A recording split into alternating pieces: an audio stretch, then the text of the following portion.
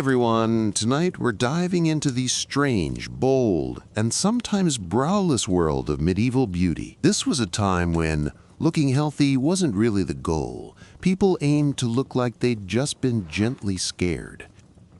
Before we get into it, go ahead and like the video and subscribe if you're actually into this kind of content. Drop a comment too. Let me know where you're watching from and what time it is where you are. It's always cool to see who's tuning in from all over. Now maybe dim the lights, turn on a fan for that cozy hum in the background, and let's ease into tonight's topic. Back in medieval times, looking pale didn't mean you needed a nap. It was a status symbol. Pale skin said, "I'm rich enough to avoid the sun, thank you." Today, having a tan might suggest yoga, smoothies, or a beach vacation.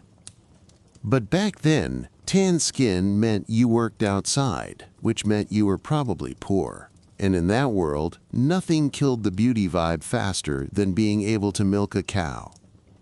So the paler you were, the more important you looked. And we're not talking a gentle ivory tone. We mean almost see-through, ghost-level pale. Like you'd just seen a spirit, or maybe were one. But since not everyone was naturally that pale, they got creative. Wealthy women, and sometimes men, used white lead powder on their faces. It gave them that ghostly glow, and bonus, slowly poisoned them.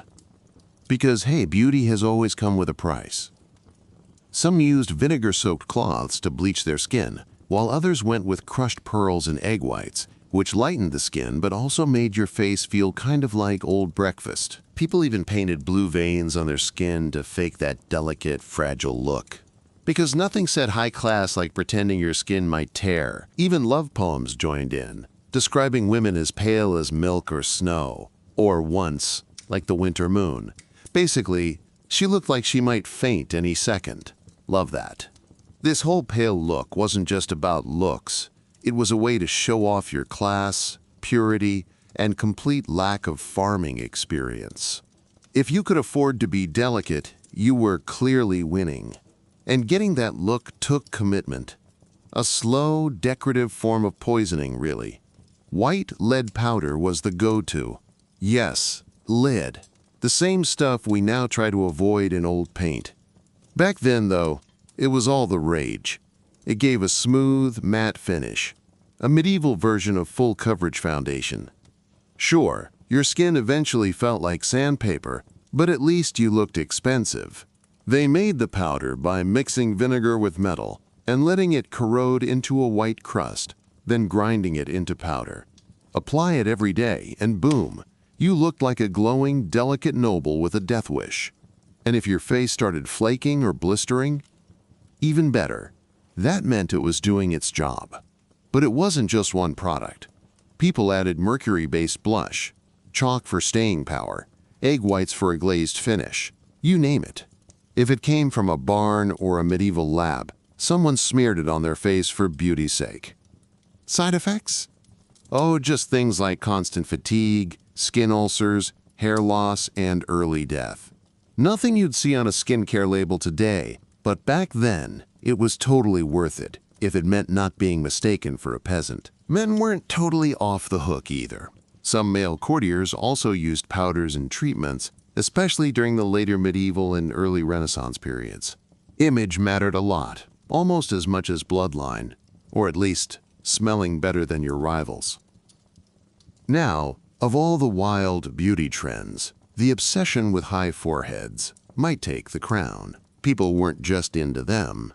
They were shaving off their eyebrows to make them look even bigger. A smooth, tall forehead wasn't just trendy. It was seen as elegant, smart, and practically divine. It was the centerpiece of the medieval face. The perfect medieval forehead basically said, "I spend my time reading prayers and staring wistfully out castle windows, not digging ditches." To get this noble look, women went all in, even if it meant enduring some seriously uncomfortable methods. Eyebrows were completely plucked, and in some cases, hair was slowly removed from the scalp to push the hairline back. This wasn't a simple trim. It was more like a full-on forehead renovation. Grooming guides from the time suggested using tweezers, hot cloths, and hair removal creams made from delightful ingredients like cat poop, quicklime, or vinegar-soaked leeches, all for the sake of a forehead big enough to cast a shadow. The results? Pretty unforgettable. Just look at the portraits. Calm, serious faces with foreheads so tall you could park a horse on them. Combined with that pale skin and soft facial features, this look became the gold standard for noble beauty. Fashion helped too. Tight hoods, wimples, and those iconic cone hats, hennons, all worked to emphasize the elongated forehead or cover up where your eyebrows used to be. And this wasn't just a trend tucked away in a few castles, it was everywhere. From England to France to Italy, high foreheads were in, and poets and painters celebrated women whose faces seemed to start at the top of their skulls. Now, not every woman had the tools or time for daily eyebrow exile, so some got creative. They'd fake a higher hairline by drawing it in, then covering the rest with a headband or veil. Basically, medieval contouring, just with more fabric and fewer YouTube tutorials. In medieval Europe, eyebrows weren't just overlooked. They were purposely wiped off the face. These days, we love bold brows and perfect arches, but back then, brows were seen as messy distractions that ruined the clean look of a bare forehead. So women plucked them until they disappeared, or shaved them off entirely. Why go to such lengths? Because a smooth, hairless forehead was seen as elegant, pure, and elite. Any trace of hair ruined the effect. Eyebrows were treated like weeds messing up an otherwise perfect lawn. Some women even used pumice stones, wax, or harsh mixes with quicklime, vinegar, or straight-up arsenic to get rid of them. That's right, arsenic. Because nothing says commitment like risking facial burns for a fashionable forehead. This wasn't just a niche look either. Paintings and manuscripts from the time show noble women with bare, blank foreheads and eyes, framed by absolutely nothing. Depending on the lighting, they looked peaceful or a bit otherworldly. Not everyone followed this to the letter, though. In some parts of Europe, especially where Middle Eastern or Byzantine influence crept in, thin or slightly arched brows stuck around. But for the most part, the message was loud and clear. If people can see your brows, you're doing it wrong. And while men usually kept their brows, some who hung around court life might shape or trim them for a polished look. Full-on brow removal for guys was rare, unless maybe they lost them in an intense theological argument. The takeaway? Medieval beauty wasn't about looking natural. It was about looking like an ideal, polished, symbolic, and just a little heavenly. After all, most angels in medieval art don't have eyebrows either. Coincidence? Maybe. But it worked for them. Now, when it came to a little color in the cheeks, that was actually encouraged, just not too much. Like everything else back then, there were rules. A late blush, like you'd just heard something mildly scandalous or stepped outside for a minute, but not long enough to get tan, God forbid, was seen as attractive. That soft pink glow suggested you were young, healthy, and possibly still fertile. Basically, all the things that made you a catch, especially if you could pull it off past the age of 28. But you couldn't look like you were trying too hard. Putting on blush was seen as vain, and vanity was a slippery slope towards sin. The church wasn't too thrilled about women painting their faces. Unless, of course, they were nobility or doing it humbly, which somehow made it okay in a way theologians are still arguing about. Still, women got creative. They used whatever they had. Beet juice, crushed strawberries, mulberries, or cochineal, a deep red dye made from ground-up insects. Yep, bugs. Because beauty has never been gentle. Some just pinched their cheeks to get a quick flush, while others mixed red ochre or leftover wine sediment to dab on their skin, careful not to get caught by priests or nosy neighbors. If you were rich, your rouge might be made from red lead or cinnabar, super toxic, but very on-trend. The thinking went something like, Sure, I'll die early, but I'll look great at the funeral. Rouge was usually applied by hand, with a cloth, or, honestly, with whatever wasn't just used to stir stew. And since mirrors were rare, most women applied makeup by feel, memory, or with a brutally honest maid nearby. But if your blush was too obvious, people might accuse you of trying to look like a prostitute, or worse, a French courtier. Scandalous. The goal was always a soft touch, never a bold look. And if someone mentioned your nice glow, you had to act surprised and blame it on the breeze. Even nuns were rumored to sneak on a little color during feast days, because nothing says devotion like a dab of beet juice behind monastery walls. Hair was another major battleground in the beauty game. If your hair didn't look like it had been kissed by angels or bottled straight from heaven, you were already falling behind. Blonde hair was the top-tier standard. It stood for beauty, youth, virtue, and conveniently, it matched up with how artists liked to paint the Virgin Mary, even though she definitely wasn't blonde in real life. But accuracy wasn't really the point. Radiance was. If you were born blonde, lucky you. That alone could get you out of chores. But since most people darkened with age, women turned to DIY hair lightening potions. Saffron, chamomile, ash, honey, and lye. They'd slather it on, then lay in the sun and hope for magic. This sunbathing process worked great if you had the patience of a monk and skin that didn't mind cooking. Some recipes even called for urine. Whose? That wasn't super clear, but as long as your hair sparkled, nobody asked too many questions. Hair texture mattered too. Loose, wavy hair flowing down your back was considered ideal, like some holy waterfall. But only unmarried women were allowed to show it off. Once you got married, it was cover-up time. Your glorious mane suddenly became a top-secret national treasure. Noble women often wore their hair in braids or intricate updos for fancy events, decked out with ribbons, beads, and embroidery, just in case anyone forgot they didn't herd sheep for a living. And men weren't left out. Thick, golden hair was the medieval equivalent of being a heartthrob.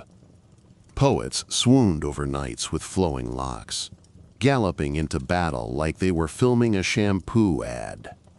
Hair in the Middle Ages was kind of like wealth.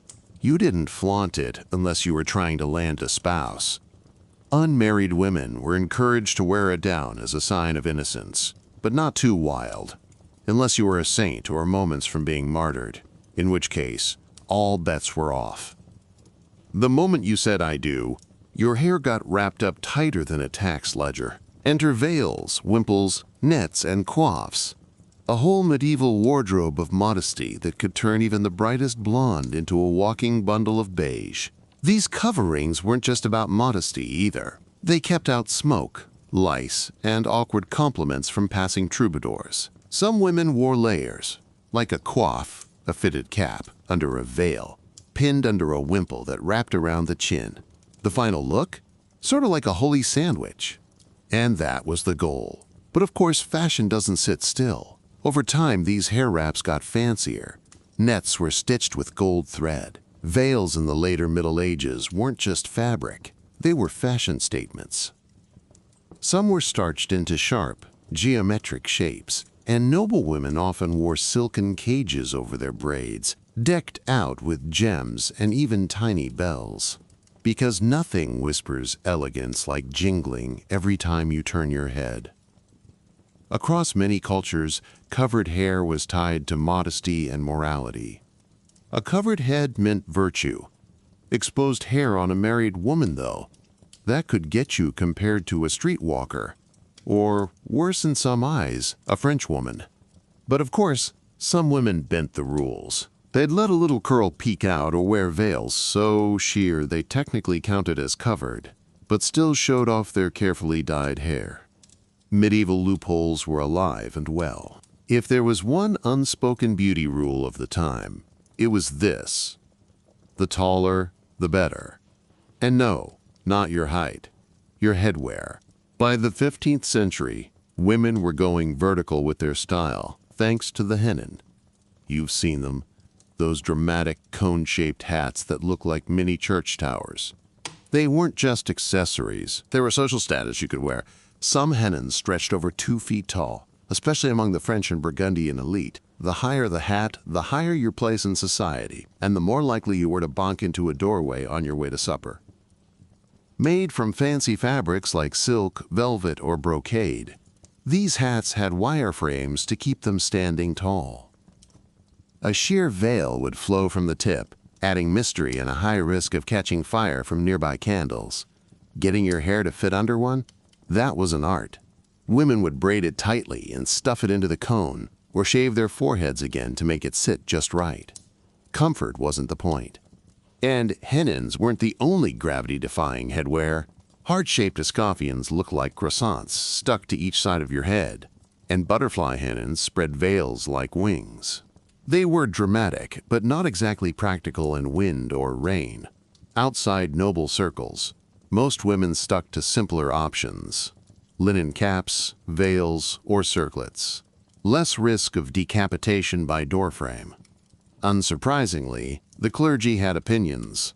They warned that these over-the-top styles encouraged vanity, sin, and neck strain. Still, for those who could afford it, hennins were the fashion flex of the century, proof that bad but expensive ideas have always been in style.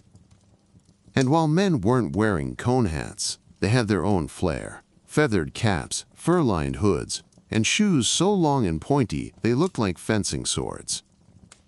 As for the body ideal, athletic, toned, curvy, not the goal.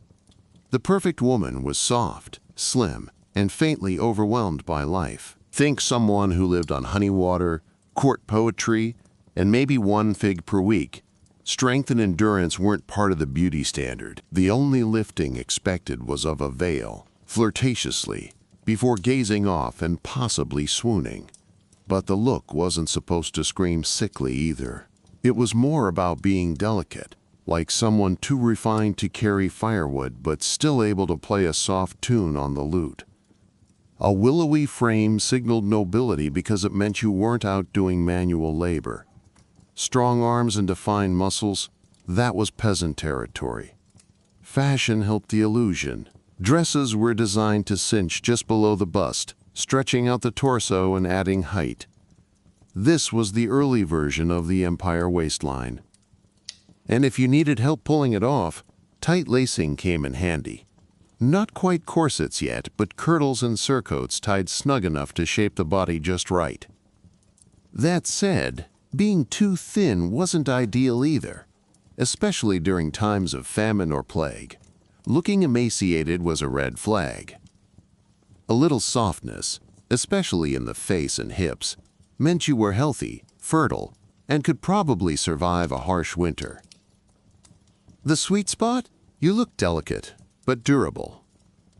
Ethereal, but not on death's doorstep. Beauty tips of the time were just as odd. Eat fennel for digestion, rose petals for fresh breath, wine to brighten your skin. Meat? Only if the feathers were still attached. Men had more leeway. A strong build was okay. Broad shoulders, sturdy legs, sword-carrying arms. But even then, the upper class liked a leaner look, with good posture and control, not brute strength. And when it came to eyes, women had their secret weapon. Big, clear, soulful eyes were everything. They were the medieval equivalent of sending a perfectly timed emoji, just with way more religious weight behind it. The dream eyes were the kind that said, "I'm full of grace and maybe a little sadness." Poets were obsessed. They'd gush about eyes like glowing orbs, drops of heaven, or sacred pools of purity. What they didn't mention? Bloodshot, allergy-ridden eyes from a night of churning butter. In Northern Europe, light-colored eyes, especially blue or gray, were the dream. They were linked to innocence, purity, and the general idea that you hadn't seen anything too traumatic, or were at least good at pretending you hadn't.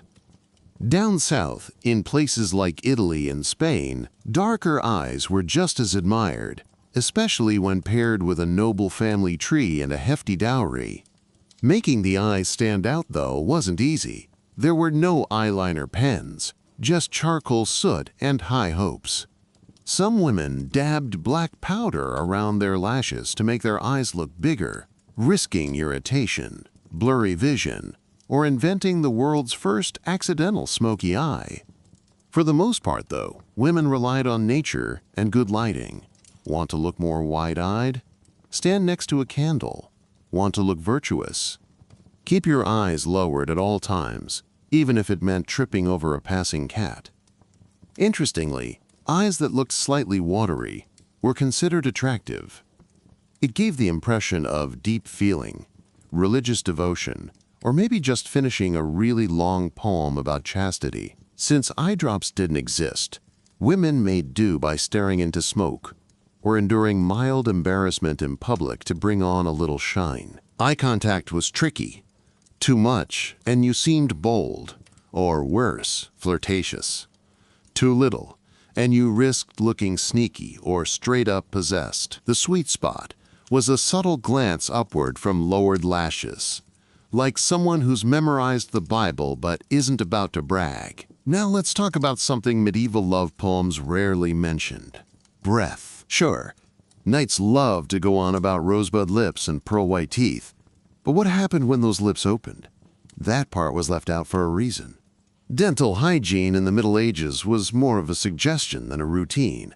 There were no mints, and the best alternative was hoping to stand downwind from a herb garden. But still, fresh breath was technically a goal. A sweet-smelling mouth hinted at youth, health, and maybe that you hadn't just eaten garlic and eels for breakfast, even though odds were you had. Women did what they could. They chewed on parsley, fennel seeds, cloves, cinnamon sticks, or even twigs, not just for flavor, but to keep their breath semi-tolerable. Think of it as medieval chewing gum. It didn't whiten your teeth, but it made close conversations a bit less traumatic. If you had access to an apothecary, you could try herbal pastes or rinses made with sage, vinegar, and myrrh. These were used sparingly, mostly because they were expensive, and because opening your mouth wide in public was considered a bit much. Toothbrushing, as we know it, wasn't really a thing. People used cloths to wipe their teeth, rub them with chalk or herbs, or used chew sticks, little twigs that doubled as both dental tools and fidget toys while your suitor rambled through bad poetry. And yes, bad breath wasn't ideal, but it wasn't exactly scandalous either. Pretty much everyone had it to some extent, and people were more worried about things like surviving the winter or not being accused of heresy. For noble women, the goal was to keep things as pleasant as possible while still looking graceful. Most conversations happened at a respectful distance. PDA was rare. And if things got awkward, you could always fan yourself and look pensive. Bonus points if you had a pomander, a small scented orb filled with herbs you could subtly wave in front of your face when needed. Today, a bright smile can launch 1,000 dating profiles. Back then, smiling was risky business, best used sparingly, like rare spices or organized peasant uprisings. Why? Because teeth were, in a word, questionable. Dental hygiene wasn't non-existent, but it was inconsistent. Teeth were important, mostly for eating, not charming potential lovers. By age 30, many people had a dental situation, ranging from concerning to run for your life. It wasn't all laziness. Poor diets and zero dental care made tooth decay a common issue. Bread, porridge, and mead weren't kind to enamel, and there wasn't a toothbrush or drop of fluoride in sight. Sugar wasn't widespread yet, but even starchy foods broke down into acids that slowly wrecked your smile. And if things got bad, dental surgery was more like a horror story than a solution. Imagine someone doing an exorcism with pliers. Still, a nice set of teeth was admired, quietly. White, even teeth were rare and considered a sign of youth, wealth, or divine favor. But big grins weren't in fashion. People went for the soft, closed-lip smile, the kind that says, "I might be thinking about a poem rather than, I'm thrilled to be here." Some women tried to clean or whiten their teeth with powders made of sage, salt, or crushed coral. These worked a little and scraped a lot. Basically, brushing with sand and hoping for the best. In art, people almost never smiled with their teeth. Even saints and angels kept their mouths closed, as if they knew better than to risk showing molars. And men? Same deal. A knight might be praised for his courage, his jawline, or his soulful eyes, but no bard ever sang about how dazzling his dental work was. There's a reason troubadours sang about eyes, hair, and hands, not breath and bite alignment. When it came to beauty standards for men in the Middle Ages, the checklist was oddly specific. You didn't have to look like a statue carved by the gods, but you also couldn't look like you just rolled off a hay wagon. The ideal man landed somewhere between knight in training and poet who writes about knights. Tall, lean, broad-shouldered, and most importantly, nobly unbothered. Too muscular? That screamed manual labor.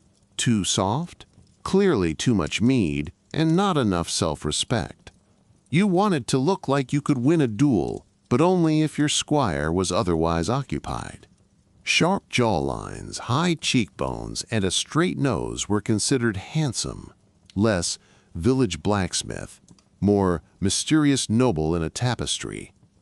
Beards or clean-shaven faces were both acceptable, depending on the time and place, but either way, it had to look intentional, not like you wandered out of the woods by accident. Hair was usually shoulder-length and styled, especially for upper-class men. Curls were trendy in many courts, natural ones preferred, but faked ones totally fine. Some men even used early curling irons, yes, heated rods, or herbal rinses to boost texture and shine. Because what says I'm above labor better than sitting still while your page curls your bangs? Clothing played a major role in shaping the perfect silhouette. Padded shoulders, cinched waists, and fitted tunics helped create the ideal figure, with posture doing a lot of the heavy lifting. A nobleman didn't slouch. He glided through life with perfect posture and just a dash of indifference. And if he happened to be muscular, that was fine, as long as he wasn't seen using it to haul anything heavier than a goblet. Above all, a man's beauty had to seem effortless. You weren't hot because you tried. You were hot because you were born noble. It was medieval hot without trying, only instead of abs and charisma, you had land and a falcon. Now, in a time when showers were rare and plumbing was more fantasy than fact, managing your scent became a serious art form. But this wasn't luxury spray and go, this was more like battle tactics. People did bathe, just not regularly, and definitely not during plagues or in winter. So to keep things from getting too fragrant, both men and women turned to the medieval toolkit of herbs, oils, and scented pouches. Enter the pomander, a little metal ball worn on a chain or pinned to clothing, filled with strong-smelling herbs like cloves, cinnamon, sage, and the mysteriously named powder of roses. These were less about charm, more about survival, a kind of portable air freshener for yourself. Nobles also scented gloves, handkerchiefs, and even combs. Hair was rinsed with floral water or vinegar infusions to keep it smelling less like damp wool and more like, I may have passed near a flower recently. Of course, people still sweated. Clothes were heavy, summers were hot, and deodorant didn't exist yet. Linen undergarments helped absorb sweat and could be washed more often than expensive outer layers. Some folks even sewed sachets of herbs into their clothing, hoping to fight stench with sheer optimism. Bathhouses did exist, especially in the early and later medieval periods, but access was hit or miss. And once the church started frowning on public nudity, communal bathing lost its sparkle. Many people turned to dry bathing, wiping themselves down with a cloth and then dabbing on scented water. Not exactly spa-level clean, but better than nothing. And then there were the overachievers, people who stuffed flower petals in their shoes or herbs in their bed sheets, just to keep smelling like something vaguely botanical. In medieval Europe, beauty wasn't just about looks, it came with moral baggage. A good-looking face could be seen as a divine gift, a social advantage, or a sneaky trap laid by the devil. Sometimes all three before breakfast. On the one hand, clear skin, symmetry, and a pale glow were signs you were virtuous. Beautiful people were thought to be blessed by God, or at the very least, not likely to steal your livestock. Poets, preachers, and painters alike praised beauty as the mirror of a pure soul. But here's the catch. If you knew you were beautiful, or worse, if you used it to your advantage, that was a problem. Vanity was a sin. Too much time on your appearance hinted at pride, seduction, or, you guessed it, French influence. Sermons warned that a woman's beauty could drag men into sin, which of course was entirely her fault. Blame Eve. Medieval Europe certainly did, for about 1,000 years. A woman who wore makeup, let a lock of hair slip out, or fluttered her lashes at the wrong night, could quickly be accused of being anything from immoral to outright demonic. Some even believed beauty could be an illusion, a disguise used by witches to lead good men astray. Because clearly, the real danger wasn't the guy abandoning his vows, it was the woman who dared to look nice. It might sound dramatic, but this was a time when a storm could get you accused of witchcraft.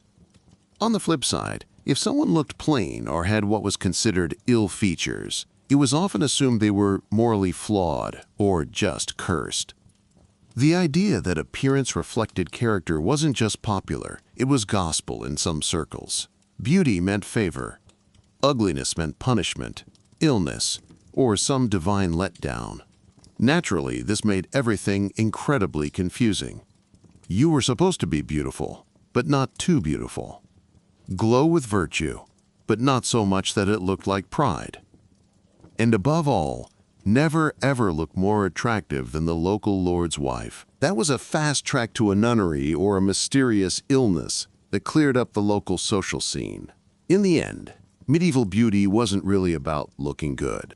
It was about navigating a minefield of vanity, virtue, and however much white lead you had left in your makeup pouch. Now, jump back in time a few thousand miles and a few hundred years to ancient Persia. The immortals weren't just soldiers. They were the empire's elite statement piece. Strength, discipline, and unshakable loyalty wrapped in silk and steel. They came to life under Cyrus the Great in the 6th century BCE, just as Persia was shifting from local power to global superpower. Cyrus knew an empire needed more than bureaucrats. It needed a military backbone that could flex power, inspire loyalty, and crush rebellion on command. Enter the Immortals. The name itself wasn't just flashy, it was tactical. According to Herodotus, their numbers were always exactly 10,000. If someone died, got sick, or even stubbed a toe too hard, they were immediately replaced. From the outside, they looked indestructible. No gaps, no weakness. No death. Whether it was a myth, clever math, or just incredible logistics, the effect was the same. Immortality wasn't about living forever. It was about never appearing to fade. These weren't random draftees. Immortals were chosen from Persian noble families or the most loyal, high-status households. Training began early. Discipline was harsh. Their loyalty to the king had to be absolute. They weren't just fighters. They were role models of order, obedience, and perfect control under pressure. They looked the part too. They wore luxurious robes, sometimes overscale armor, and carried a bow, spear, short sword, and a woven wicker shield. Their appearance was all part of the strategy. Persian kings weren't just deploying troops. They were sending a visual message. This is what imperial power looks like. Wherever the empire expanded, from Lydia to Egypt, the Immortals went too. Standing behind kings, guarding thrones, or charging into battle, they were everywhere. If you saw them, you weren't just seeing an army, you were looking at the empire's unshaken will. They didn't blink, they didn't back down, they lasted. And that's what made them terrifying. Their entire look was designed to mess with your head. Unlike the Greek hoplites, decked out in gleaming bronze, the immortals looked almost surreal, like a wave of richly dressed shadows sweeping across the battlefield. Their uniforms mixed royal elegance with lethal function. Embroidered tunics and trousers in deep reds and purples, the colors of power, layered over flexible armor ready for hand-to-hand combat. Their shields, made of tightly woven wicker, looked light but held up under pressure, deflecting arrows and absorbing blows. But their most unique feature? The tiara, a soft felt cap sometimes pulled down to cover the face, making each man look more anonymous, more inhuman. Unlike the Greeks, who celebrated individual glory, the immortals thrived on being indistinguishable from one another, 10,000 soldiers moving as one silent, deadly wall. Each soldier carried a short spear, a bow and quiver, and a sword.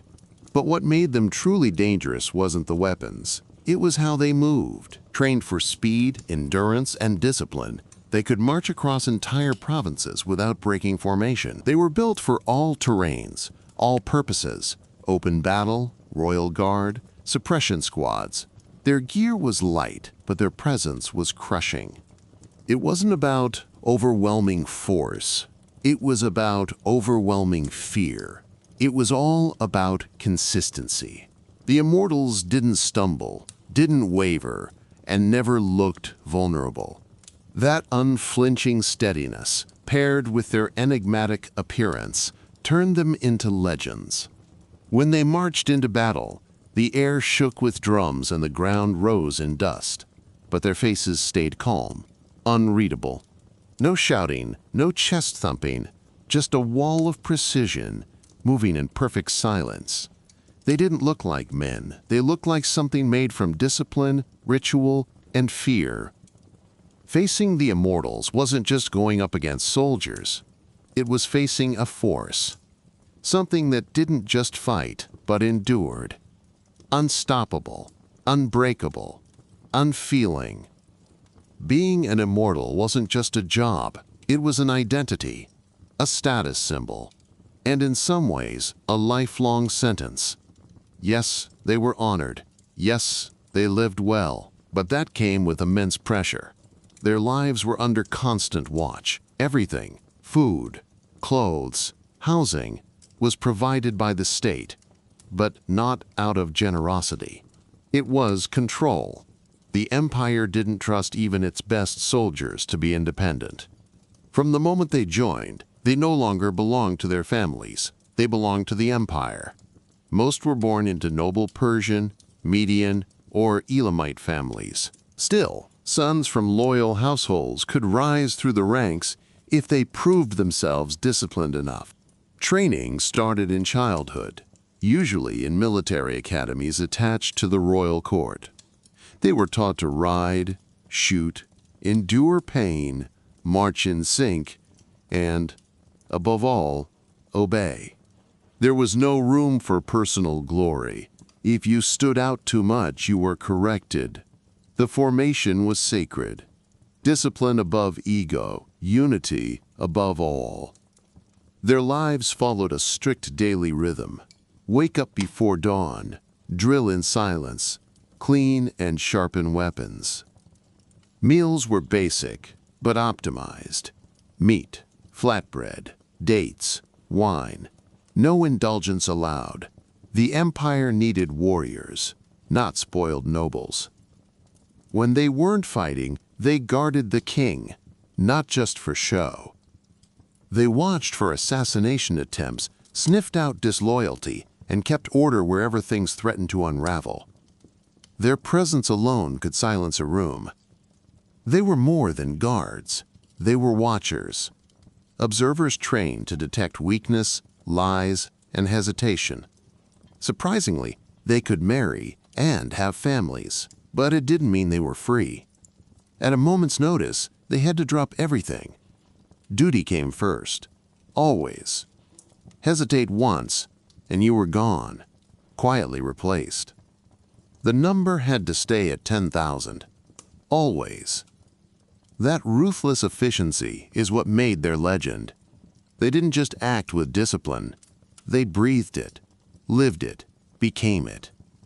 Cyrus the Great may have created the immortals, but Darius the Great made them what they're remembered for. When Darius took power in 522 BCE, after a wave of assassinations and political chaos, he leaned on the immortals to solidify his rule.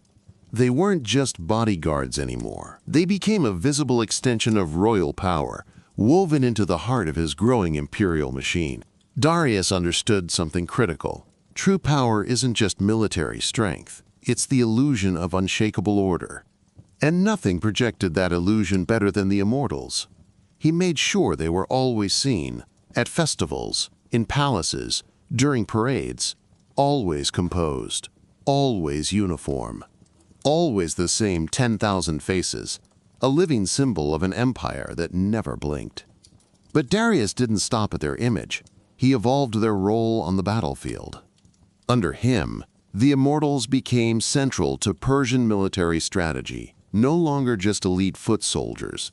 They were now part of Persia's combined arms operations, fighting alongside archers, cavalry, and chariots in tight coordination. They trained harder, learned siege tactics, improved their marksmanship, and adapted to more complex strategies.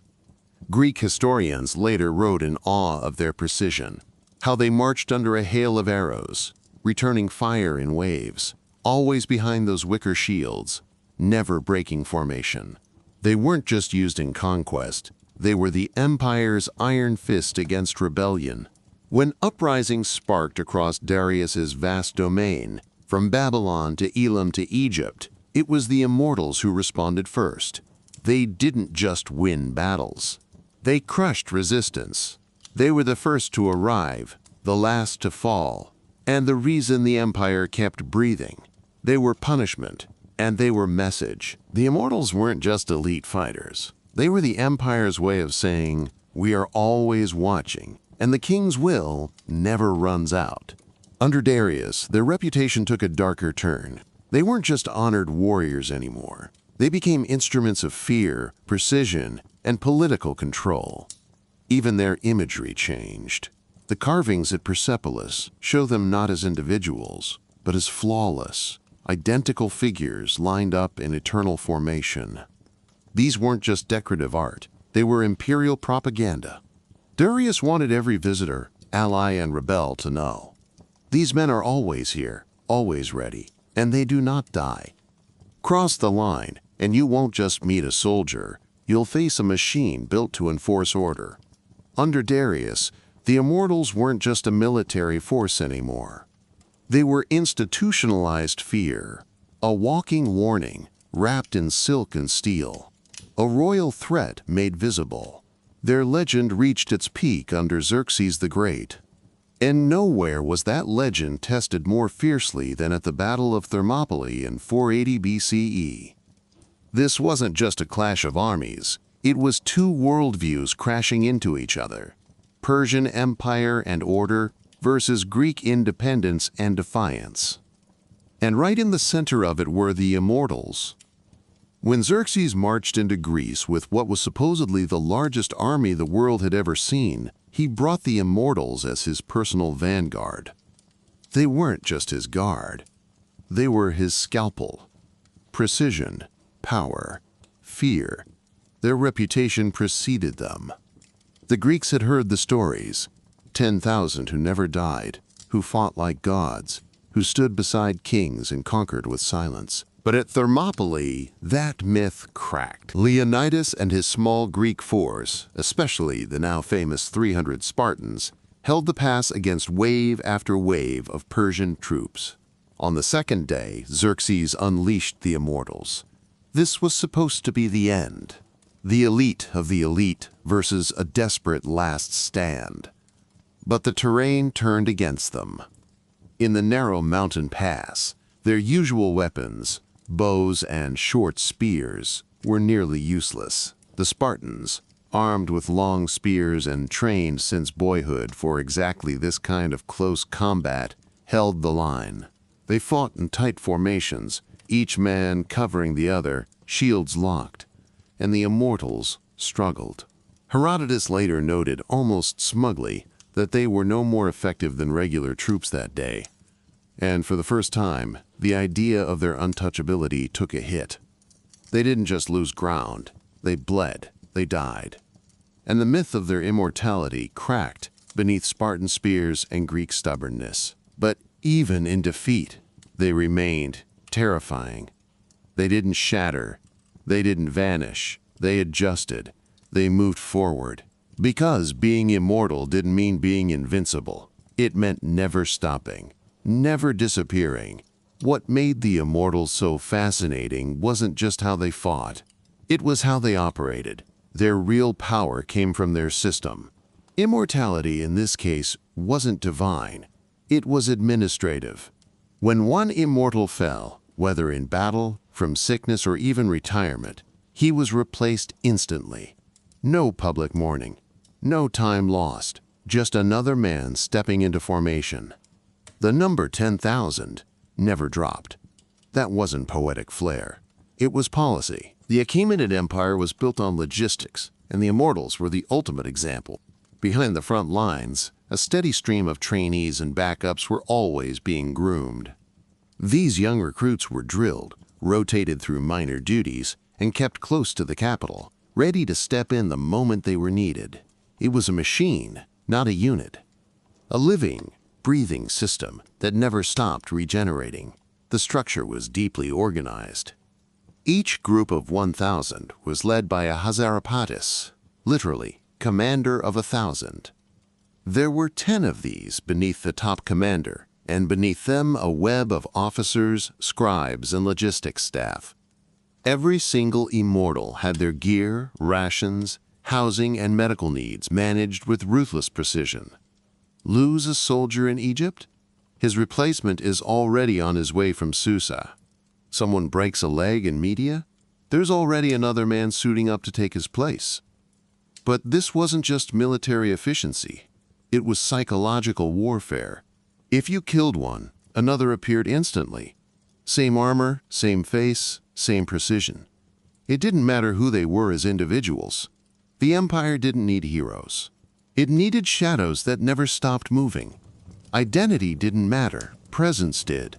Like a hydra made of discipline and silk, the immortals created the illusion of an unstoppable force because the machine never paused, not even to mourn. Off the battlefield, the system kept working with chilling efficiency. If an immortal's family became politically suspect or disloyal, he'd be quietly replaced. No ceremony. No scandal. The line just kept moving, unchanged. And that was their real strength. Not just their skill or bravery, but the cold, mechanical certainty that they never truly vanished. Unlike the glory-hungry Greek warriors, the Persian immortals didn't need to shine as individuals. They endured as a unit, faceless, endless. While history remembers the immortals as elite soldiers, they were also something more subtle and calculated. Diplomats in armor. In the Achaemenid world, military force wasn't just about conquest.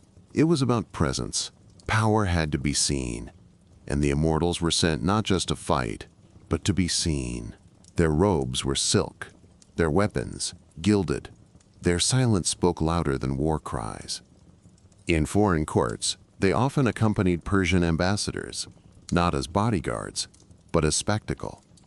Imagine 10 men entering a foreign city, not shouting, not clashing weapons, but moving in perfect formation, dressed in gold-laced tunics, veiled beneath soft felt headdresses.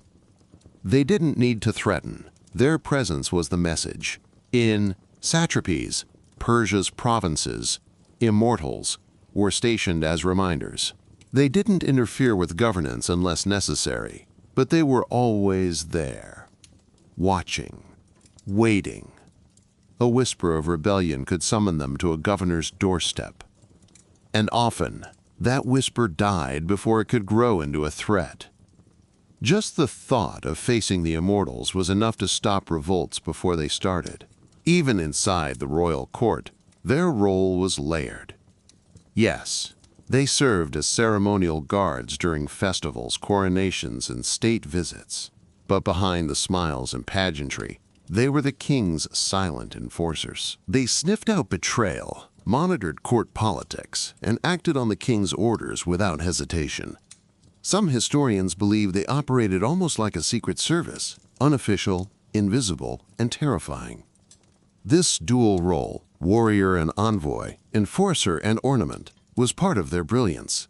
They didn't just win battles, they upheld empire. Where other elite units lived only for war, the immortals were built for the long game. They were symbols as much as soldiers. They understood that fear and awe were two sides of the same coin, so in foreign palaces and distant cities, their arrival wasn't just for security, it was a message. The king sees you, the empire endures, and resistance is not worth the price. They won wars without drawing a sword. But no empire lives forever, and neither do its myths. By the later years of the Achaemenid Empire, the immortals were still feared, still respected, but no longer untouchable. The machine that once kept them immortal began to slow down, not with a grand collapse, but with quiet, creeping decline. Persian kings grew distant from the battlefield, distracted by palace life, court intrigue, and luxury. And the immortals changed too. Once elite warriors became ceremonial guards. Under kings like Artaxerxes and Darius III, the 10,000 still wore the silk, still marched in formation. But the fire was fading. Recruitment slipped. Political favors replaced discipline. Nobles pulled strings to get unqualified sons into the ranks. What was once a sacred brotherhood became an empty ritual. Uniforms remained. Spirit did not. And then came Alexander the Great. In 334 BCE, he launched his invasion of Persia. By 331 BCE, at the Battle of Gaugamela, the immortals were deployed to defend Darius III at the empire's center. They fought bravely, but it wasn't enough. Alexander's forces were faster, smarter, and more brutal. The immortals were outmaneuvered, outflanked, and crushed. But worse than the loss was the myth that died with them. For centuries, their name had been a symbol of invincibility. But at Gaugamela they broke. The system that once replaced every fallen man in an instant? Gone. The machinery had rusted, the backups weren't there, and the 10,000 that had once seemed eternal never recovered. When Alexander entered Persepolis and took the royal palace, the empire was already hollow. The immortals, the proud, silent, terrifying shadow of Persia's power, were no longer there to stop him. The unbroken line had finally broken, but the legacy of the immortals didn't die with it. Elements of their image, structure, and symbolism carried on. Alexander the Great, who conquered the Persian Empire, absorbed much of their military culture into his own army. And later, in the Sasanian Empire, a new elite force rose, sometimes even referred to by historians as the Immortals again. They weren't direct descendants, but they echoed the myth, 10,000 strong, elite, disciplined, and unyielding. Even in defeat, the Immortals left behind more than memory. They left a blueprint. They showed the world how to build not just an army, but a legend. Though the Persian Immortals vanished from the battlefield, their idea never did. Long after the fall of the Achaemenid Empire, their concept lived on in the minds of generals, rulers, and storytellers. Their legend didn't survive because they won every battle, but because they stood for something bigger. They embodied the perfection of state power, an army that didn't question, didn't age, didn't hesitate. To the Greeks, they were unnerving. Herodotus called them immortals, not because they couldn't be killed, but because they never appeared to die. A man fell, another took his place. Seamlessly, silently, the number always remained. To cultures that saw war as a personal and messy affair, the immortals felt almost inhuman, precise, faceless, disciplined beyond reason. And that's what made them terrifying. Even in Roman times, writers still spoke of them. Byzantine historians praised their structure. In the early Islamic period, Arab scholars retold stories of the 10,000 who had once guarded kings of old, spears glittering like silver forests beneath the desert sun. The Sasanian Empire revived the concept. They created their own version, an elite cavalry unit sometimes called the New Immortals. Again, the structure wasn't identical, but the spirit remained.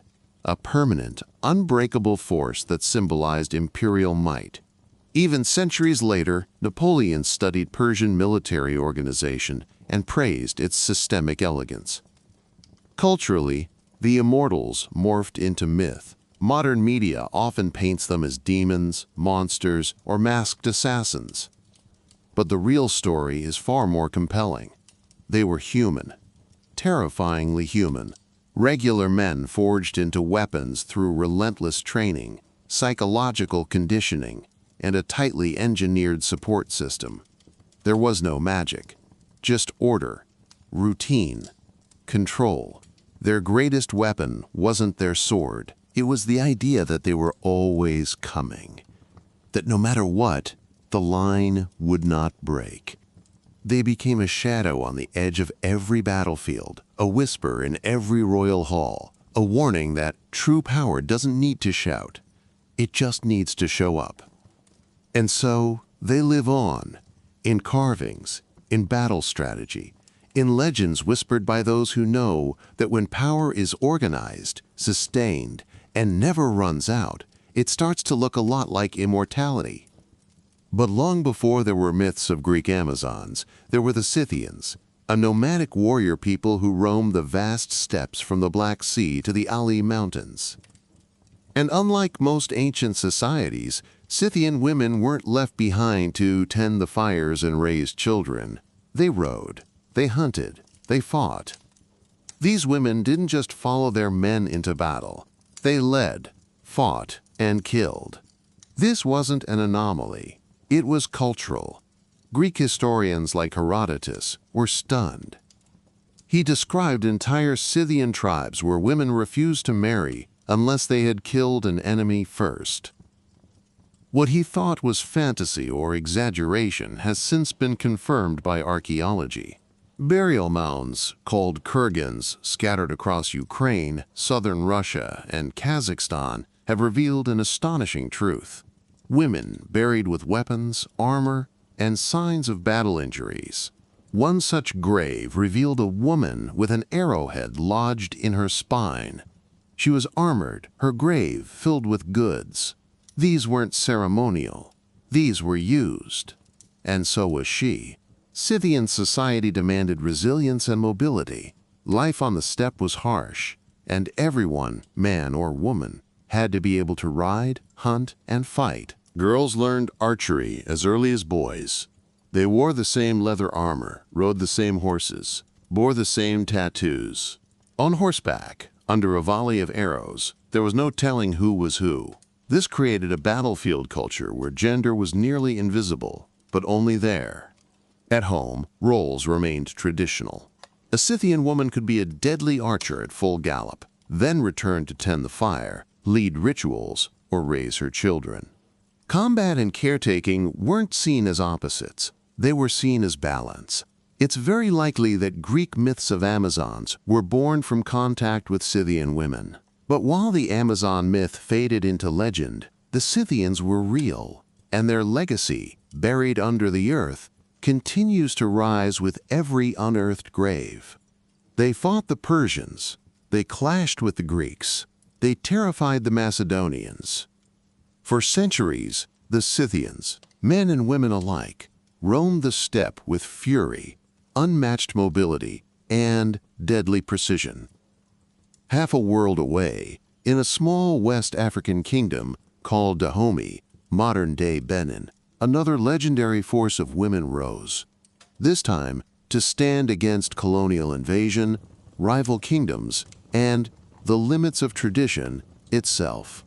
They were known as the Agogi, though the French, shocked by what they encountered, nicknamed them the Dahomey Amazons, drawing a comparison to Greek mythology.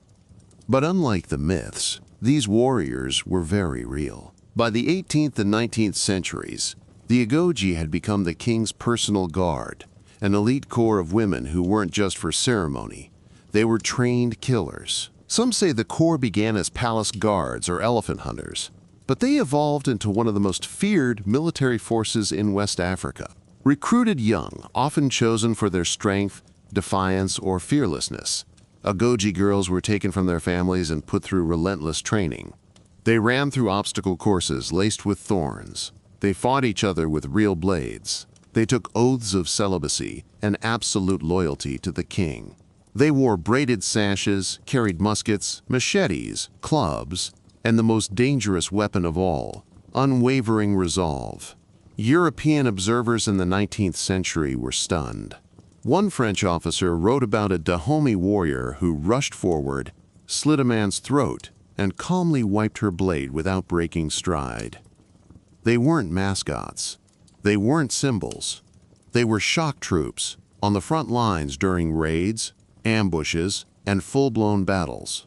During the brutal Franco-Dahomean Wars in the 1890s, the Agoge fought directly against French colonial troops. They were outgunned and outnumbered, but they launched night raids, ambushes, and urban warfare tactics that left French commanders stunned and forced to rethink their strategy and their assumptions about women in combat. But the Agoge's legacy wasn't only on the battlefield. In a deeply patriarchal society, they carved out a space of power, autonomy, and influence. They advised kings. They shaped foreign policy. They led ceremonies.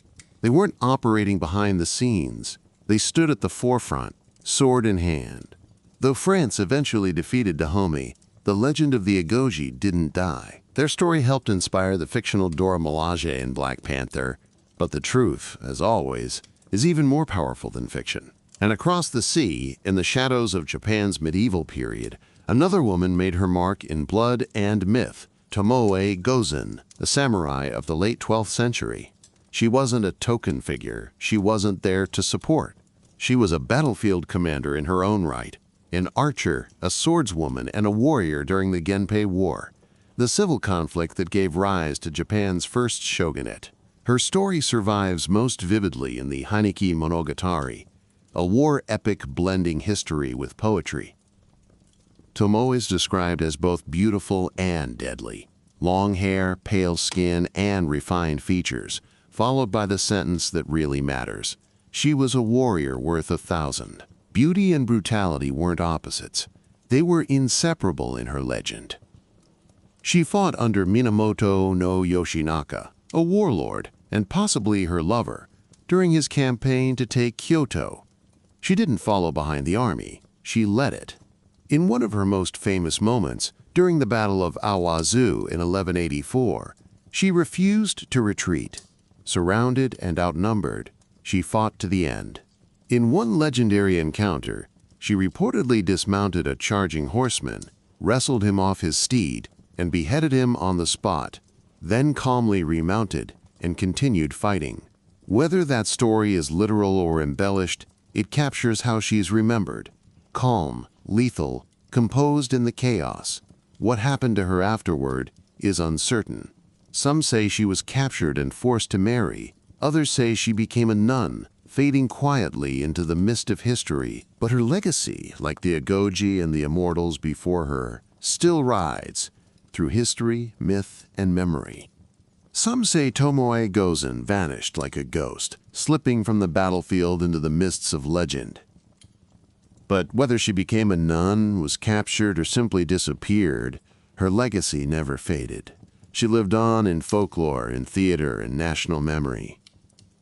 In a world built on rigid gender roles and strict control, Tomo stood blade drawn, head held high, unafraid. She wasn't just fighting for her lord, she was fighting for her right to exist in a world that told her she shouldn't. And she wasn't alone. In the 1st century CE, While the Roman Empire stood at its most powerful, disciplined, organized, and seemingly invincible, one woman from the far reaches of Britannia nearly shattered it. Her name was Boudica, a flame-haired Celtic queen whose rage and vengeance would shake the empire to its core. Boudica was the wife of Prasutagus, king of the Iceni tribe, in what is now eastern England. He ruled as a client king, allowed to keep his throne, as long as he stayed loyal to Rome. But when he died, Rome ignored his will, seized his lands, flogged Boudica in public, and, according to Tacitus, raped her daughters. It was meant to break her. Instead, it lit a fire. In 60 or 61 CE, Boudica united several British tribes and launched one of the most devastating revolts in Roman history. And she didn't lead from the shadows. Roman sources describe her charging ahead in a chariot, spear in hand, hair blazing behind her, dressed in flowing garments, and a massive gold torque. She was general, priestess, and fury incarnate. Her army burned Camulodunum, modern-day Colchester, to the ground. Then came Londinium, what would become London, which she destroyed, killing tens of thousands of Roman settlers and sympathizers. Estimates say over 70,000 were killed in just a few months. Rome had never faced anything like her. Eventually, Governor Gaius Suetonius Paulinus regrouped. Though outnumbered, Roman discipline turned the tide. In a final battle, Boudica's forces were crushed. Rather than be captured, she reportedly took poison. But her death wasn't the end. Rome dismissed her as a barbarian, yet couldn't deny her courage or the scale of her rebellion. In Britain, her story became legend, a symbol of defiance against oppression, of raw, righteous rage, and of a woman who refused to bow. And then, across the steppes of Central Asia, during the height of Mongol power, came another force of nature, Kutulun. Born around 1260 CE, Kutulun was no ordinary princess. She was the great-great-granddaughter of Genghis Khan and the daughter of Kaidu, a powerful Mongol ruler who rivaled Kublai Khan. But Kutulun wasn't just royal. She was a warrior, a strategist, and a wrestler who embarrassed nobles, shattered expectations, and won battles as both soldier and commander. She trained like a warrior prince, archery, horseback riding, and battlefield tactics. But it was wrestling, a central part of Mongol culture, where she really stood out. According to the Persian historian Rashid al-Din, Kutulun vowed to marry only the man who could defeat her in a match. Dozens tried. All failed. Suitors came with horses, gold, herds, wagering everything for a chance. Kutulun beat them all, eventually collecting a rumored 10,000 horses, making her one of the wealthiest people on the steppe. But she wasn't just wrestling for sport. She fought beside her father in real battles, helping lead military campaigns against both rival Mongol factions and Chinese armies. She wasn't a figurehead. She was Kaidu's top military advisor. At one point, Kaidu even considered naming her as his heir, an unheard-of move in the male-dominated world of Mongol politics, but the backlash was fierce. Nobles whispered that her power was unnatural, that she was too dangerous. In the end, Kaidu chose a male successor. Still, Kutulun's legend endured. Even Marco Polo, who traveled through the empire, wrote of a Mongol princess who fought like a tiger and rode and shot like the fiercest of men. She didn't inherit the throne, but she owned her story. And centuries later, she remains a symbol of strength, defiance, and a legacy no one could erase. Later historians tried to soften her story, framing Kutulun as a lovelorn princess or folding her into romanticized legends. But make no mistake, Kutulun was real, and her strength was legendary. In the heart of one of the most male-dominated empires on Earth, she didn't rise because she was allowed to. She rose because no one could stop her. Centuries later, in a time when women couldn't vote, own property freely, or even wear men's clothes without risking arrest, a teenage girl from rural France donned armor, led armies, and changed the course of history. Joan of Arc was born in 1412 in the small village of Domremy. She was illiterate, a peasant, and had no formal training. But by 17, she was standing before kings, commanding troops, and altering the tide of the 100 Years' War between France and England. Her rise didn't come from lineage or strategy. It came from belief. Joan claimed she heard divine voices, St. Michael, St. Catherine, and St. Margaret, telling her she was chosen to drive the English out and see Charles, the Dauphin, crowned king. It was a wild claim. She should have been dismissed as mad. Instead, she was granted an audience with Charles VII. He and his court tested her. Church officials grilled her. Yet somehow, she convinced them. Whether it was faith, fire, or sheer force of will, they saw something they couldn't ignore. Clad in white armor, waving her banner, Joan rode to Orléans, a besieged city. Commanders doubted her, soldiers mocked her. But she didn't sit back. She led from the front, rallying the troops, charging under fire, taking an arrow, and continuing to fight. Against all odds, the French broke the siege. Joan became a national symbol, the Maid of Orleans. She would go on to escort Charles to Reims, where he was crowned king, just as her voices had foretold. But with power came enemies. In 1430, Joan was captured by the Burgundians, allies of the English. She was handed over to the English, put on trial for heresy, witchcraft, and, notably, for wearing male clothing. That alone was a capital offense. She was 19 when they burned her alive in Rouen town square. Her death was meant to silence her. Instead, it made her immortal. Decades later, the church reversed her conviction. Centuries later, she was canonized a saint. And to this day, Joan of Arc remains one of the most iconic figures in world history, a young woman who faced an empire and never blinked. And in Japan, during its violent transition from feudal isolation to modern empire, another woman took up her sword for what she believed in. Nakano Takeko was born in 1847 into a respected family of scholars and warriors. From a young age, she was educated in the classics, calligraphy, and in combat. Her weapon of choice was the naginata, a bladed polearm traditionally associated with women of the samurai class. Under the guidance of her adoptive father, a martial arts master, Nakano trained until her skills matched or surpassed those of her male peers.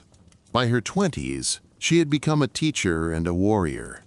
Then came the Bushin War in 1868, a civil conflict between the old Tokugawa shogunate and the new imperial government pushing for modernization. The samurai class, and everything it stood for, was being dismantled. Nakano didn't stand aside. She joined the defense of Aizu, one of the last strongholds of the samurai. Women weren't officially allowed to fight, but Nakano didn't wait for permission. She organized a unit of female warriors known as the Joshitai, the Women's Army. Clad in traditional armor and hakama trousers, they fought alongside male samurai in brutal hand-to-hand combat against imperial troops armed with rifles. At the Battle of Aizu, Nakano reportedly killed several enemies before being shot in the chest. Unwilling to be captured, she asked her sister to behead her. Her body was buried at a temple in Fukushima, her sword laid beside her. Today, Nakano Tako is remembered not just as the last Onabugeisha female samurai, but as a symbol of fierce resistance in the face of unstoppable change. And finally, in the blood-soaked trenches of World War II, a new name emerged, one that would terrify German soldiers on the Eastern Front. Lyudmila Pavlichenko, Lady Death. She wasn't a myth, she wasn't propaganda, she was real. and she was lethal. A Soviet sniper with 309 confirmed kills, including 36 enemy snipers, Lyudmila Pavlichenko became the most lethal female sniper in recorded history. Born in 1916 in what's now Ukraine, she grew up competitive, patriotic, and an exceptional shot. When Nazi Germany invaded the Soviet Union in 1941, Pavlichenko was 24, studying history at university. Instead of finishing her degree, she volunteered for the Red Army.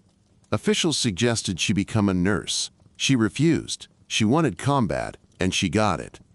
Deployed to the front during the sieges of Odessa and Sevastopol, she made her name the hard way, crawling through freezing terrain, camouflaged, motionless, waiting for her target. She didn't just go after foot soldiers. She hunted officers, machine gunners, and rival snipers. Her calm under pressure was legendary. She hated the invaders, and she never missed. Her kill count climbed so high that the Soviets eventually pulled her from the front lines and sent her on a diplomatic tour to the US, Canada, and the UK. In America, she met President Franklin D. Roosevelt and struck up a friendship with Eleanor Roosevelt. She gave speeches urging Western allies to open a second front and publicly mocked reporters who asked sexist questions about her appearance instead of her military service. After the war, she didn't fade away. She finished her degree, became a historian, and helped train future Soviet snipers. Though she struggled with injuries and trauma from the war, she remained a national icon. She was awarded the Hero of the Soviet Union Medal and is still remembered in both Russia and Ukraine. Lyudmila Pavlichenko didn't need to argue for women's place in war. She proved it by doing the job better than nearly anyone in history. For every name like Boudica, Tomoe Gozin, or Lyudmila Pavlichenko, there are countless others whose stories got buried. History was mostly written by men, and when women picked up weapons, their stories were often erased, downplayed, or turned into myth. But warrior women have always been there, across cultures, across centuries. And their silence wasn't a choice, it was forced. Take the Trung sisters of Vietnam, Trung Trac and Trung Nhi, who led a massive rebellion against Chinese rule in the 1st century CE. They fought on elephants, gathered an army of thousands, and ruled independently for 3 years before being crushed. Today, they're national heroes in Vietnam, though still barely mentioned in global history books. Or Yaa Asantewaa, Queen Mother of the Ashanti Empire, who in 1900 led her people against British colonizers. When the British demanded the sacred golden stool, the symbol of Ashanti sovereignty, Yaa didn't back down. She rallied warriors, gave firebrand speeches, and led troops in battle, proving that defiance and leadership had nothing to do with gender. There were Viking shield maidens, maybe not as widespread as legend claims, but very real. Archaeologists have found women buried with weapons, armor, and horses, not as decoration but as warriors. There were Apache women like Lozin, a spiritual warrior and strategist who rode beside her brother, the famous leader Victorio. She was his right hand in battle, praying, fighting, and protecting her people. Some women led armies, some fought alone, some were queens, others were peasants. But they all shattered the idea that war was only a man's world. Today, these stories are finally being pulled back into the light through research, books, and media. Their names are being spoken again, their legends remembered, because history isn't just what survived, it's also what was silenced. These women didn't ask to be remembered. They demanded to be respected. And the world is finally beginning to listen. In ancient Mesopotamia, modern-day Iraq, music was more than just art. It was ceremony, power, and communication. And at the center of it all was the lyre. One of the world's earliest stringed instruments, the Mesopotamian lyre, dates back more than 400 or 500 years. It first appeared in the city of Ur, where music played a vital role in both temple rituals and royal life. These lyres weren't simple instruments. They were stunning works of craftsmanship, made of wood, decorated with gold, silver, lapis lazuli, and detailed animal carvings. One of the most famous examples is the bull-headed lyre, discovered in the 1920s by Sir Leonard Woolley in a royal tomb. Its body was shaped like a bull, its head covered in gold leaf, and its beard carved from deep blue lapis. It wasn't just an instrument, it was a statement, a sound, and a symbol, used to summon gods and impress kings. But this wasn't just decoration. The bull symbolized strength and might, and its presence on a lyre may have carried spiritual weight, not just artistic flair. Played with fingers or a small plectrum, the lyre produced a deep, haunting sound. Though we can't hear the exact melodies they once played, scholars believe the Sumerians used a 7-note scale, surprisingly similar to the modern Western heptatonic scale. Ancient clay tablets even show early forms of musical notation, suggesting music theory was already developing thousands of years ago. Lyres weren't only played in palaces. In temples, they accompanied prayers and offerings to gods, like Inanna and Enlil, turning music into a sacred bridge between humans and the divine. At funerals, they mourned the dead, helping souls journey to the afterlife. These instruments were more than tools. They were voices of transition, memory, and reverence. Musicians in Mesopotamia held real status. Some were priestesses, others served in royal courts. Many were trained from a young age, learning complex songs passed down orally through structured schools. Today, replicas of ancient lyres are played in reconstructions and museum demonstrations. Their twangy notes remind us that long before Mozart or medieval bards, people were plucking strings in the desert, chasing the beauty of sound. While the lyre sang softly to the gods, the aulos screamed, wept, and danced through ancient Greece. This double-piped wind instrument was no delicate flute. It was intense, raw, and emotional. To the Greeks, music was power. It shaped the soul, stirred the spirit, and the aulos was its wildest form. Where the lyre stood for order and reason under the domain of Apollo, the aulos belonged to Dionysus, the god of ecstasy, madness, and release. Made from wood, bone, or ivory, the aulos had 2 pipes, each with its own reed and finger holes. Players performed both pipes at once, producing a piercing, powerful sound, more like bagpipes than a modern flute. It required huge lung capacity and control. Musicians used circular breathing, inhaling through the nose while pushing air out the mouth, allowing them to play non-stop. The technique puffed their cheeks so much, athletes mocked their appearance, but the best aulos players were still held in high regard. This instrument wasn't for background music. It pushed Greek tragedy into grief, gave Greek comedy its punch, and kept soldiers marching in rhythm on the battlefield. It blared during Bacchic rituals, sending dancers into trances, blurring the line between performer and possessed. Plato had strong opinions about the aulos. In the Republic, he dismissed it for being too emotionally chaotic, preferring instruments like the lyre and kithara for their balance and restraint. But even he had to admit its power. The aulos could mimic grief, rage, or joy, and sometimes all in one performance. Fragments of ancient aloi survive today in museums, and modern reconstructions give us a glimpse of their impact. Compared to the calm, balanced lyre, the aulos was pure release, music for war, for worship, and for wild abandon. Meanwhile, in the quiet halls and scholars' studios of ancient China, music was philosophy made audible. And no instruments captured this more than the guqin and the guzheng, 2 stringed zithers that define the musical heart of dynasties. The guqin is the older of the 2, with over 3,000 years of history. It has 7 strings stretched across a long, fretless wooden body. Its sound is soft, subtle, whispers of melody created by sliding fingers, harmonics, and delicate plucking. To the casual listener, it may seem quiet or simple, But to Chinese sages and scholars, it was the sound of harmony between heaven and earth. Confucius himself was said to play the guqin, believing it built moral character and helped cultivate a balanced mind. Learning the instrument wasn't about performing for others. It was about becoming civilized. The guzheng, by contrast, is its younger, flashier cousin, larger and louder.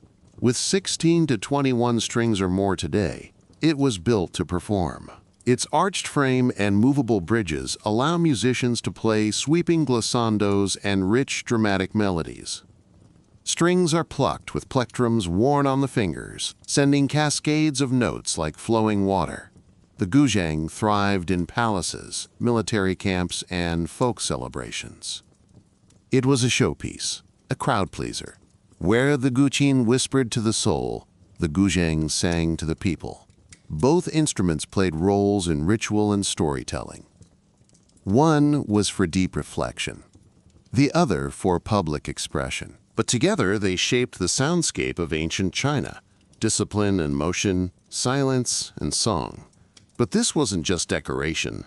The bull symbolized strength and might, and its presence on a lyre may have carried spiritual weight, not just artistic flair. Played with fingers or a small plectrum, the lyre produced a deep, haunting sound. Though we can't hear the exact melodies they once played, scholars believe the Sumerians used a 7-note scale, surprisingly similar to the modern Western heptatonic scale.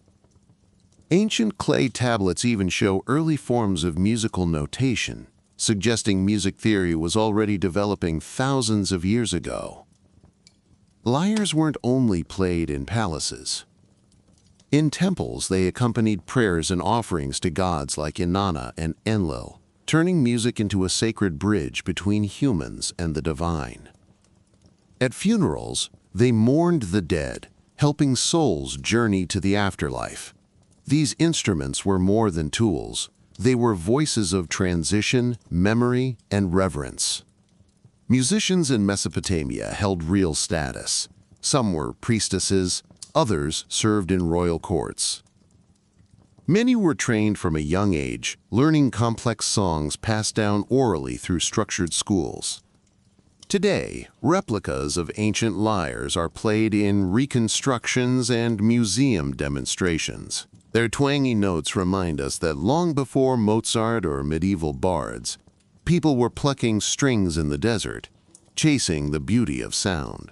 While the lyre sang softly to the gods, the aloes screamed, wept, and danced through ancient Greece. This double-piped wind instrument was no delicate flute. It was intense, raw, and emotional. To the Greeks, music was power.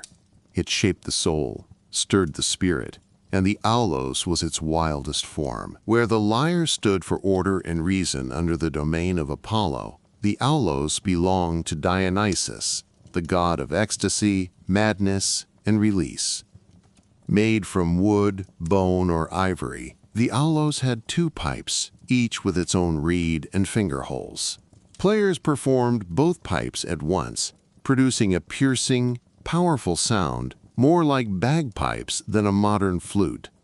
It required huge lung capacity and control. Musicians used circular breathing, inhaling through the nose while pushing air out the mouth, allowing them to play nonstop. The technique puffed their cheeks so much, athletes mocked their appearance, but the best aulos players were still held in high regard. This instrument wasn't for background music. It pushed Greek tragedy into grief, gave Greek comedy its punch, and kept soldiers marching in rhythm on the battlefield. It blared during Bacchic rituals, sending dancers into trances, blurring the line between performer and possessed. Plato had strong opinions about the aulos. In the Republic, he dismissed it for being too emotionally chaotic, preferring instruments like the lyre and kithara for their balance and restraint. But even he had to admit its power. The aulos could mimic grief, rage, or joy, and sometimes all in one performance. Fragments of ancient alloy survive today in museums, and modern reconstructions give us a glimpse of their impact. Compared to the calm, balanced lyre, the aloes was pure release, music for war, for worship, and for wild abandon. Meanwhile, in the quiet halls and scholars' studios of ancient China, music was philosophy made audible. And no instruments captured this more than the guqin and the guzheng, two stringed zithers that define the musical heart of dynasties. The guqin is the older of the two, with over 3,000 years of history. It has 7 strings stretched across a long, fretless wooden body. Its sound is soft, subtle, whispers of melody created by sliding fingers, harmonics, and delicate plucking. To the casual listener, it may seem quiet or simple, but to Chinese sages and scholars, it was the sound of harmony between heaven and earth. Confucius himself was said to play the guqin, believing it built moral character and helped cultivate a balanced mind. Learning the instrument wasn't about performing for others. It was about becoming civilized. The guzheng, by contrast, is its younger, flashier cousin. Larger and louder, with 16 to 21 strings or more today, it was built to perform. Its arched frame and movable bridges allow musicians to play sweeping glissandos and rich, dramatic melodies. Strings are plucked with plectrums worn on the fingers, sending cascades of notes like flowing water. The guzheng thrived in palaces, military camps, and folk celebrations. It was a showpiece, a crowd pleaser. Where the guqin whispered to the soul, the guzheng sang to the people. Both instruments played roles in ritual and storytelling. One was for deep reflection, the other for public expression. But together, they shaped the soundscape of ancient China, discipline and emotion, silence and song. The guqin often accompanied poetry readings, philosophical discussions, and quiet meditation. The guzheng, on the other hand, was the centerpiece of banquets, operas, and historical storytelling. Its music could imitate galloping horses, rushing rivers, or the sorrow of a weeping lover, all brought to life through silk strings and skilled fingers. These instruments also reflected gender roles in ancient China. The guqin was traditionally played by male scholars, while the guzheng became more associated with female performers, especially in later dynasties. Still, both were highly respected and taught in music academies, woven into the Confucian ideals of a well-rounded education. Today, both the guqin and guzheng are still played, blending tradition with modern interpretations. They're not relics. They're living echoes of China's ancient soul, where music was more than sound. It was a path to virtue and emotional depth. In ancient Egypt, music was far more than background noise. It was sacred, a way to connect with the divine, guide the dead, and uplift the living. From royal courts to common villages, music was everywhere. It calmed workers, honored gods, and filled every corner of life with rhythm and meaning. One of Egypt's most iconic instruments was the harp. Early harps, shaped like bows, evolved into tall, angular versions nearly as big as a man. Played by court entertainers and temple musicians, the harp wasn't just for beauty, it was tied to the afterlife. Tomb art often shows harpists playing for souls on their journey to eternity. Another key instrument was the sistrum, a sacred rattle linked to Hathor, the goddess of music, joy, and motherhood. Made of metal and fitted with loose crossbars, the sistrum created a clattering sound when shaken. It wasn't soft, but it was powerful, used in temples to summon gods, ward off evil, and purify rituals. Flutes, often made from reed or bone, added soft melodies to ceremonies and processions. The double clarinet, with its twin pipes, produced a rich, buzzing harmony, an ancestor of the Greek aulos. Percussion was everywhere too: frame drums, hand clappers, and castanets, especially during festivals and dances. Professional musicians, many of them women, held respected roles. They were singers, harpists and priestesses, figures of spiritual influence known as the chantresses of Amun or musicians of Isis. Their performances weren't just entertainment. They carried real religious and emotional power. While Egyptian music notation hasn't survived in usable form, the instruments themselves, preserved in tombs depicted in murals, speak volumes. Music, to the Egyptians, was structure, emotion, and magic all at once. Even in death, it mattered. Instruments were buried with the elite, believed to be used again in the field of reeds, the Egyptian paradise. For them, music wasn't just part of life, it was the language of eternity. Long before words etched history into stone, many African cultures used something older and more primal, rhythm.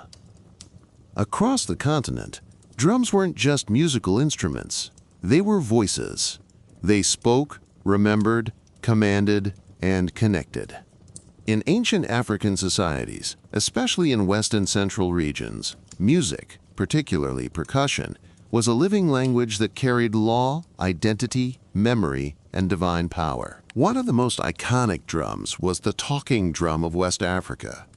Shaped like an hourglass and strung with tension cords, it could mimic human speech. Skilled drummers could speak entire sentences by adjusting the pitch while striking the drum with a curved stick. Messages, births, deaths, warnings, royal orders could travel from village to village long before mail systems existed. It was Africa's first wireless communication. But drums were more than practical. They were spiritual. In ancient Kush and Nubia, they summoned ancestors and gods. In Yoruba and Benin traditions, they were key in royal and religious ceremonies. Drumming marked births, guided initiations, honored deaths, and fueled healing rituals. To beat a sacred drum was to stir forces from beyond. Drums came in many forms: djembe, dundun, bugarabu, kpanlogo, and more. Each had its own role. They were carved from solid logs, hollowed out and covered with animal skin, then tuned to precise tones. The making of a drum was sacred, often performed with rituals and passed down through generations. And percussion didn't stop at drums. Rattles, bells, shakers, and thumb pianos added depth and melody. The result was a rich, layered polyrhythmic music, something Western styles wouldn't fully grasp for centuries. In African tradition, music wasn't something you sat and listened to. You danced with it, breathed with it, lived with it. The drummer wasn't just a musician. The drummer wasn't just a performer.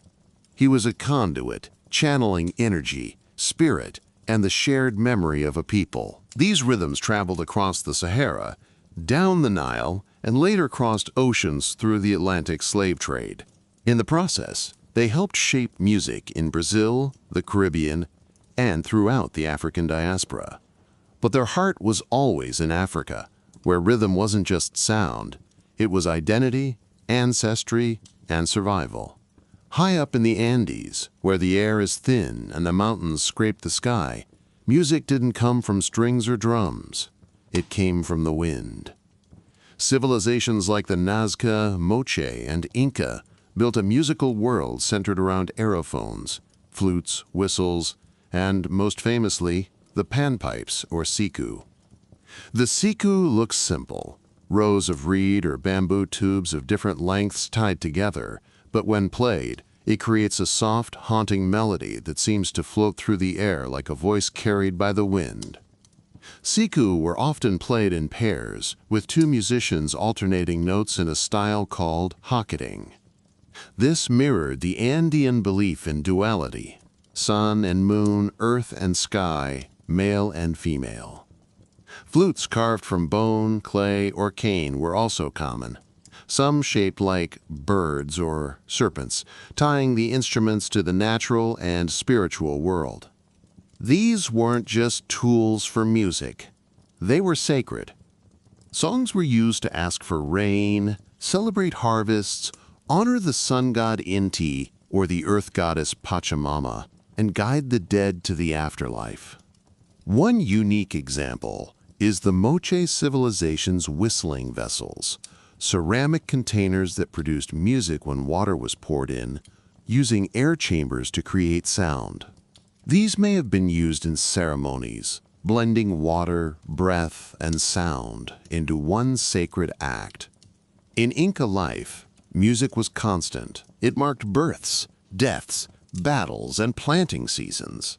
Musicians played to the gods, and soldiers marched to the rhythm of flutes, turning even war into a kind of sacred dance. Spanish colonization tried to silence many of these traditions, but the sound never fully faded. You can still hear Andean panpipes in the highlands of Peru and Bolivia, a soft, ancient voice rising through the clouds. In ancient India, music wasn't just art, it was the foundation of the universe. Hindu philosophy teaches that the cosmos was born from sound, the eternal vibration known as Om. From this idea came one of the world's most complex musical systems, rooted in ritual, math, and spiritual awakening.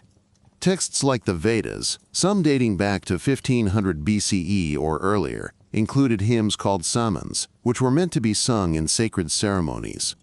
These melodies weren't just music, they were meant to bring the singer and listener into harmony with the divine.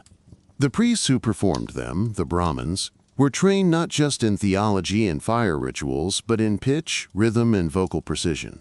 One wrong note could, in theory, ruin the ritual. The instruments used in these traditions were more than just tools. They were symbols.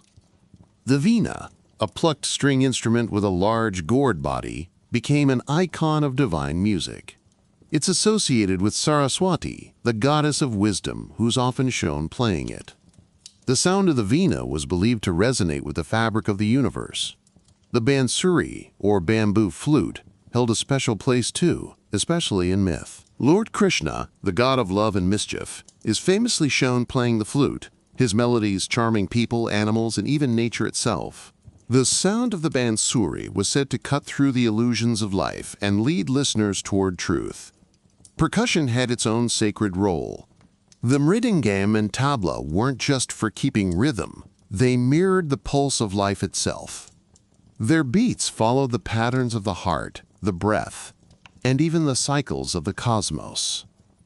Rhythms or talas weren't simple loops.